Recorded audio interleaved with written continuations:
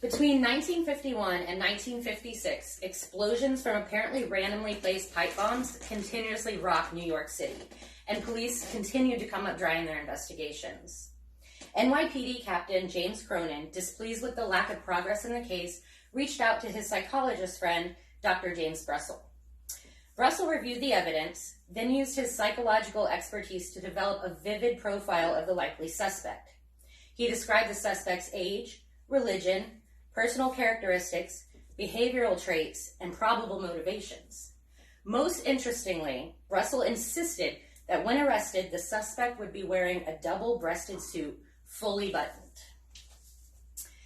Parts of the profile were published in newspapers on Christmas Day 1956. A few weeks later, a Con Edison employee recognized a number of similarities between the published profile and an ex-employee. Police served a search warrant for the employee's home and found bomb-making materials and quickly arrested George Metesky. He was wearing a fully buttoned-up, double-breasted suit, and thus the door to criminal profiling was opened with the capture of the Mad Bomber.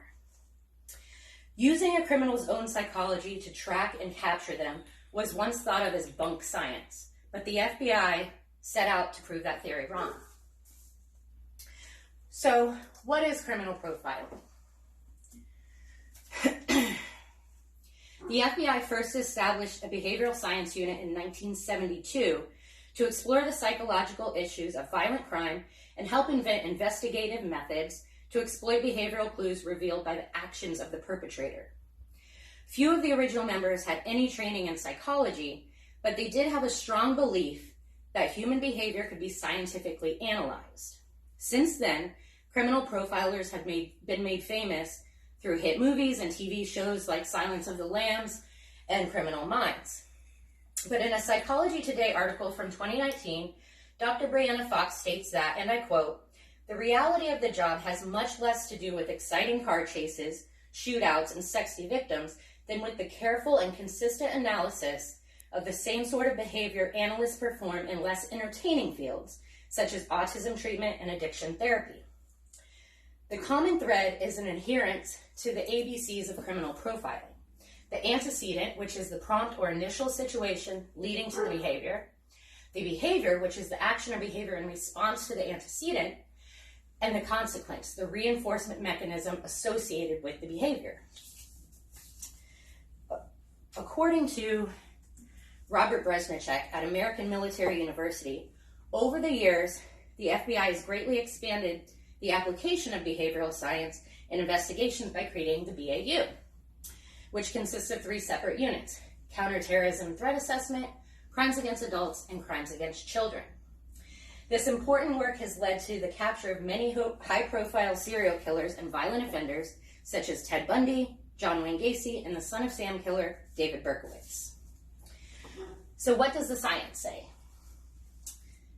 While criminal profiling or behavioral analysis has received much praise as a law enforcement tool, it's also been repeatedly criticized by scholars, researchers, and mental health professionals for its lack of validity and a firm scientific basis.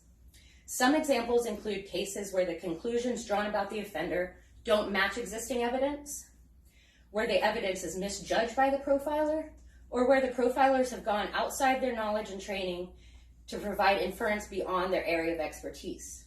Some examples are obvious and may even be considered deliberate attempts to mislead, while others could be the result of bias. Since this tactic is based solely on educational assumptions, many professionals in forensic science say it can't be considered a science at all. In many cases, offender profiles are so vague as to be meaningless, according to psychologist Craig Jackson in an interview with The Guardian. He says, quote, "At best, they have little impact on murder investigations. At worst, they risk misleading investigators and wasting police time. In terms of the value of evidence provided by CP, the field will continue to struggle to prove its relevance. Not many profilers would assert that CP can identify a single real offender, but they would rather state that its role is to indicate the type of person responsible." So while this science is not perfect, it is evolving into one of the most useful tools in apprehending violent criminals. The goal of a profiler is not to place an offender into a specific category, but to use what is known about the different typologies of offenders of that specific type of crime in order to reach some conclusions about the unknown offender responsible for a crime or series of crimes. So human beings are versatile, and no one can predict with 100% accuracy how a human will heal or react. Criminal profilers work the same way. They may not always be 100% accurate, but they work based on seeing thousands of cases, drawing on years of experience, and using their education.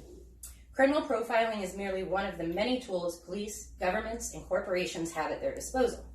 Sometimes it can help police narrow the focus of an investigation. Many times it helps reaffirm what detectives already know. Its appeal still remains in its potential. Thank you.